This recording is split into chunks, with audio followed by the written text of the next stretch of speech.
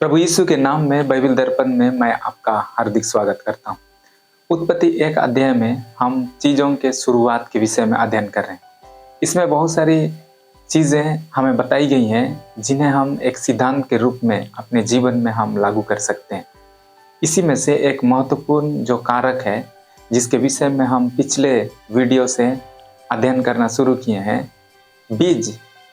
बीज का मतलब है बढ़ोतरी लाने वाला। बीज में ही परमेश्वर ने ऐसा शक्ति को दिया है। बीज के अंदर वह क्षमता है जो पहले के पौधे के समान एक अन्य पौधा को उत्पन्न कर सकता है। पहले के समान जो पेड़ था, उसी पेड़ के समान ही एक अन्य पेड़ को उत्पन्न करने का क्षमता बीज के अंदर में है। हाँ, बीज को जब हम देखते हैं तो ऐसा प्रतीत होता है कि उसमें जीवन है ही नहीं, वो तो मृत सा दिखाई पड़ता है। वही बीज जब एक अच्छी भूमि में गिरता है, पानी धूप जब समय पर पड़ता है तो वो अंकुरित होने लगता है और वो बढ़ने लगता है और पहले के समान एक पौधा का आकार ले लेता है, पेड़ का रूप ले लेता है और वो भी फल को लेके आता है, वो भी ढेर सारे बीज को लेकर के आता है। जब हम बीज को अपने हाथों में लेते हैं तो आप बीज को ध्यान से देखकर कह सकते हैं कि इस बीज के अंदर ही कई सारे फल छिपे हुए हैं, इस बीज के अंदर ही कई सारे पौधे छिपे हुए हैं। बीज ही भविष्य है। परमेश्वर शारीरिक चीज़ों में बहुत सारे सिद्धांत को रखा है जिसके द्वारा से हम आत्मिक बातों को समझ सकें। जब यीशु मसीह इस धरती पर थे, अपनी सेवकाई के दरमियान उसने बीज से संबंधित दृष्टांत को अपने चेलों से बांटा था और ये दृष्टांत हमारे जीवन के लिए बहुत ही महत्वपूर्ण स्थान रखता है। बीज बोने वाला दृष्टांत, जिसमें बीज बोने वाला जब बीज को बोया तो 4 प्रकार की भूमि में वो बीज गिरा। कुछ मार्ग के किनारे गिरे, कुछ पथरीली भूमि पर गिरे, कुछ झाड़ियों में गिरा और कुछ अच्छी भूमि में गिरा। बीज को बाइबल में परमेश्वर का वचन बताया गया है। बीज परमेश्वर का वचन है। यदि बीज परमेश्वर का वचन है तो उसमें किसी भी तरह की त्रुटि नहीं हो सकती है। परमेश्वर का वचन परफेक्ट है। परमेश्वर का वचन में कोई कमी नहीं है। कई बार हम अपने जीवन में फलवंत जीवन नहीं जी पाते हैं। कई बार अपने जीवन में हम असफल होते हैं, हम अपने व्यवहार में असफल होते हैं।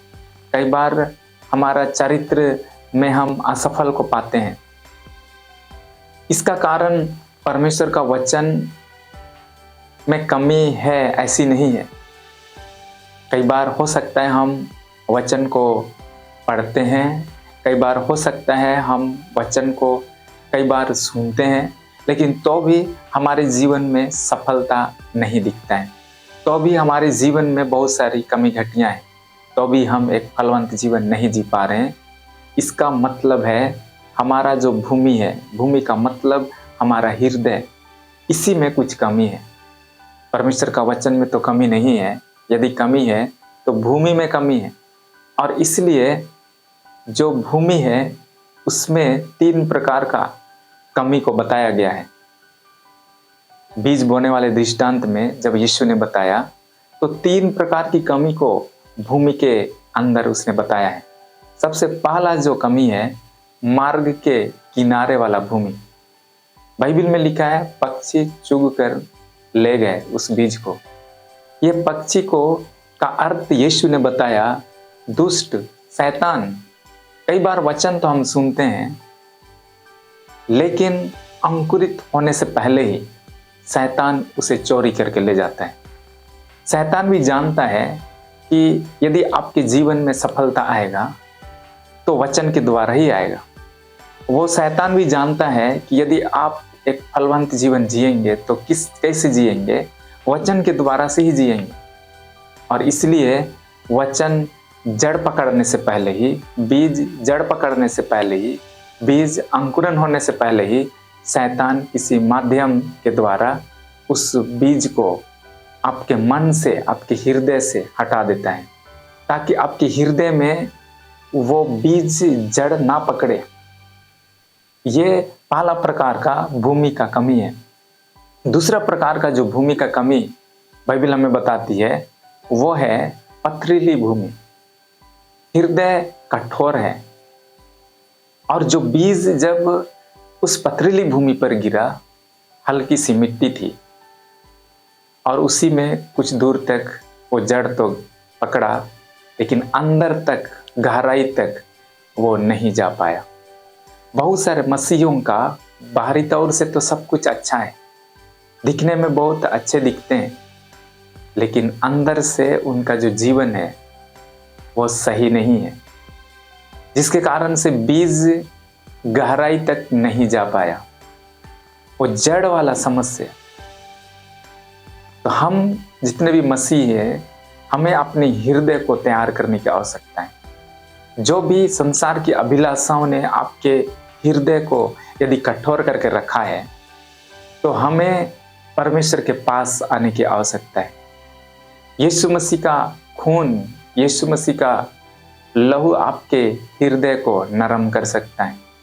जब आप वचन को सुनेंगे, मन फिराएंगे, पश्चाताप करेंगे, तो आपके अंदर से पत्थर का हृदय को परमेश्वर बाहर निकालेगा और उसमें मांस का हृदय को भरेगा।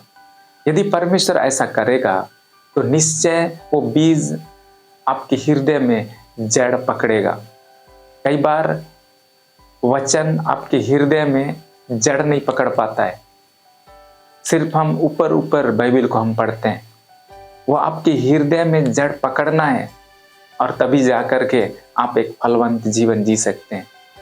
इसी तरह से तीसरा प्रकार का जो कमी बाइबल में बताई गई है वो है झाड़ी का समस्या। ये झाड़ी संसार की चिंताएं हैं, ये झाड़ी धन का लोभ है और अन्य वस्तुओं का लोभ है। कई बार इस संसार में जीते हुए हम क्या करते हैं, वचन को नीचे रखते हैं और अन्य चीज़ों को हम ऊपर रखते हैं। वही तो झाड़ी है।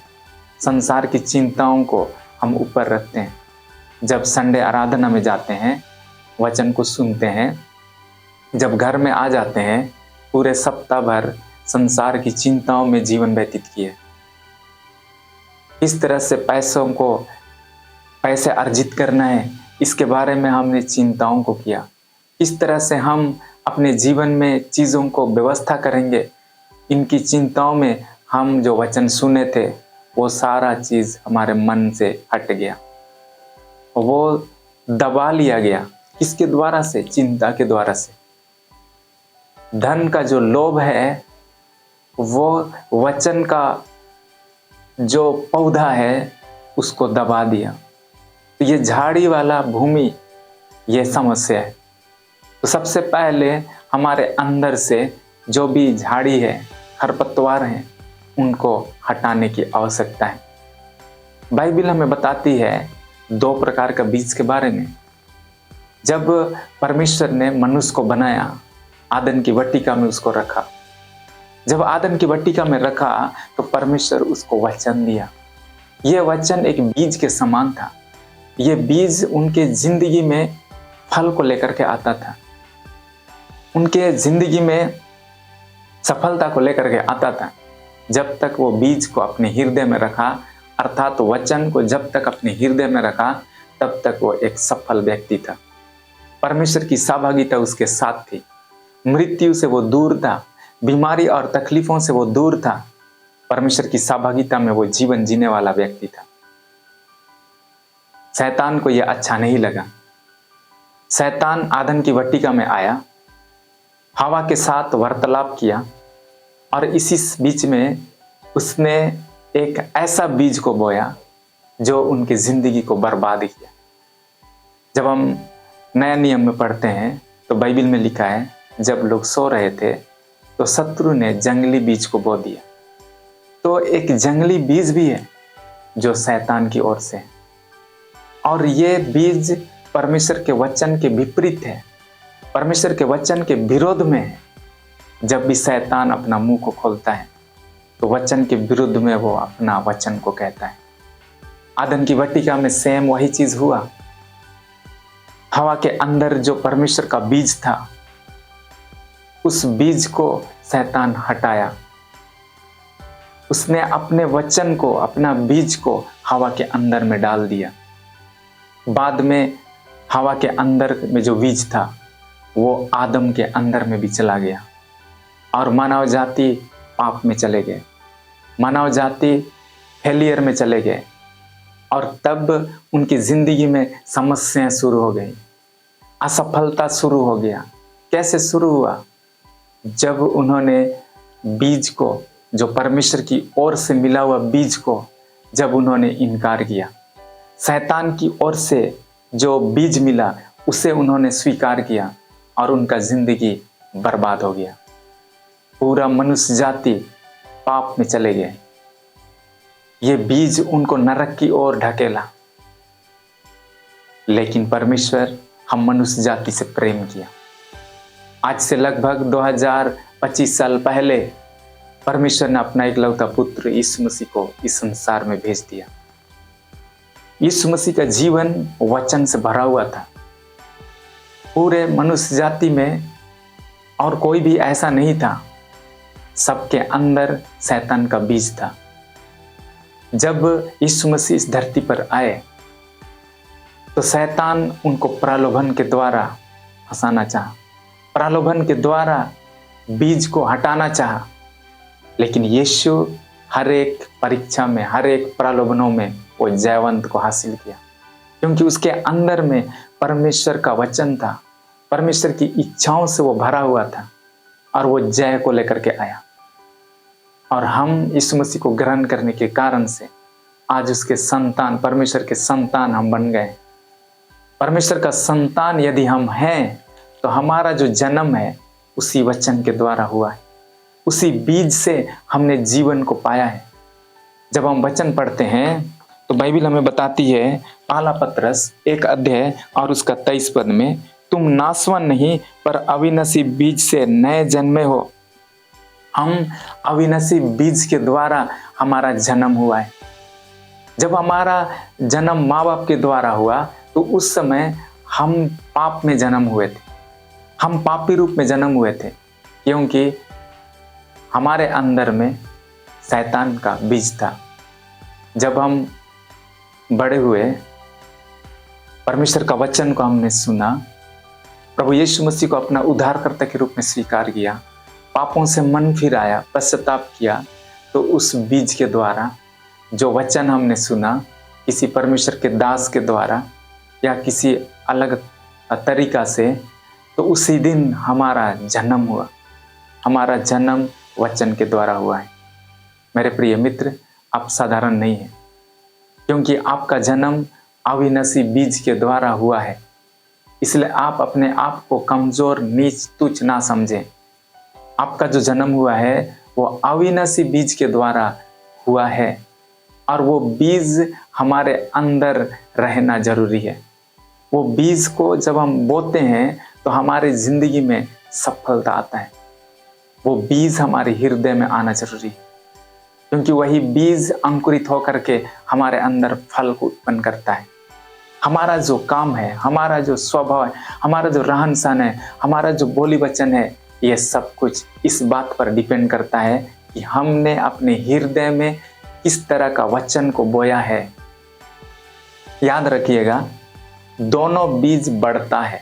बीज के अंदर ही वो क्वालिटी है कि वो बढ़ने वाला जंगली बीज हो या तो परमेश्वर का वचन रूपी बीज हो।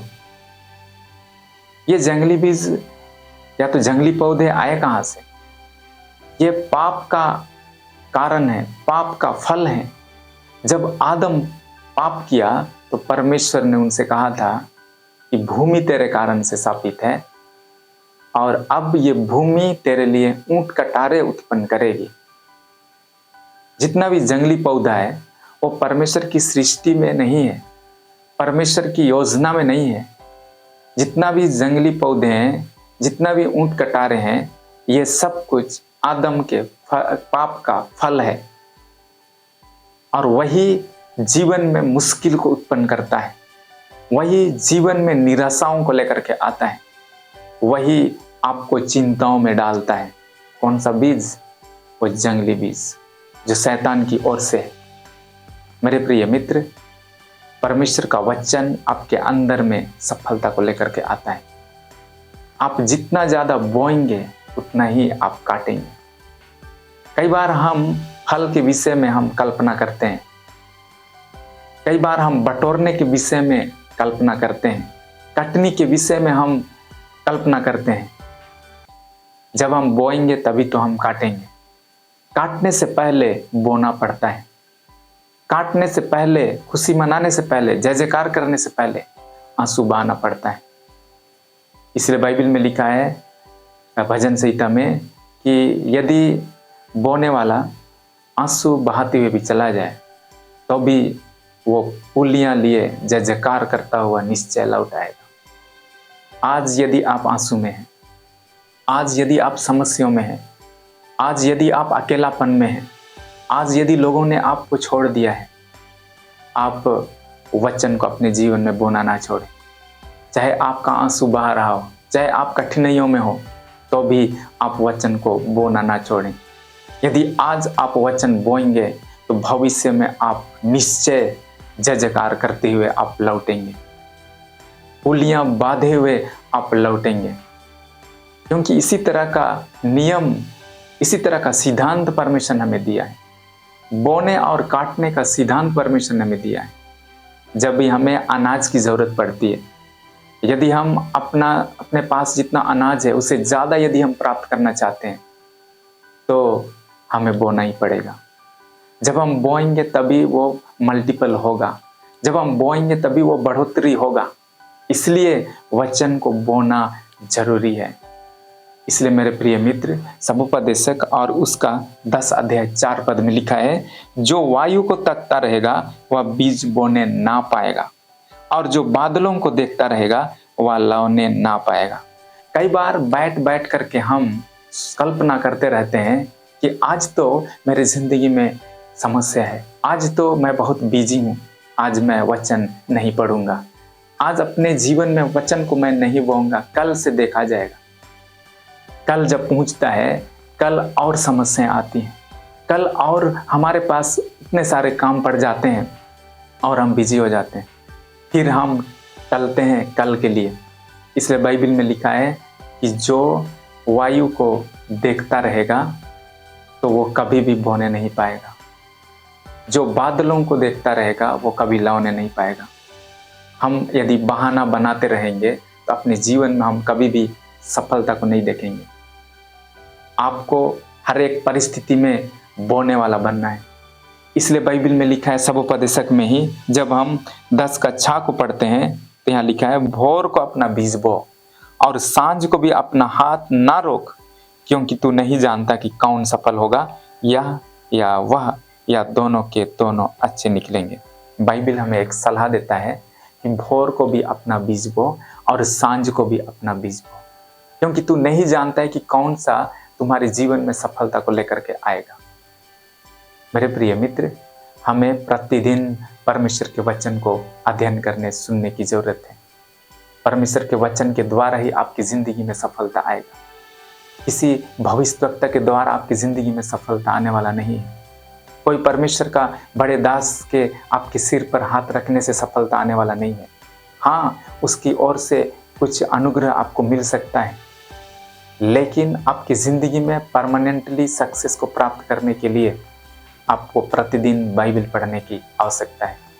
क्योंकि हम प्रतिदिन अलग अलग परिस्थितियों से होकर के जाते हैं, अलग अलग हमारे जीवन में नीड्स, ज़रूरतें होती हैं, और उन सारे परिस्थितियों में सारी ज़रूरतों को पूरी करने के लिए हमें प्रतिदिन परमेश्वर के वचन को अध्ययन करने की आवश्यकता है।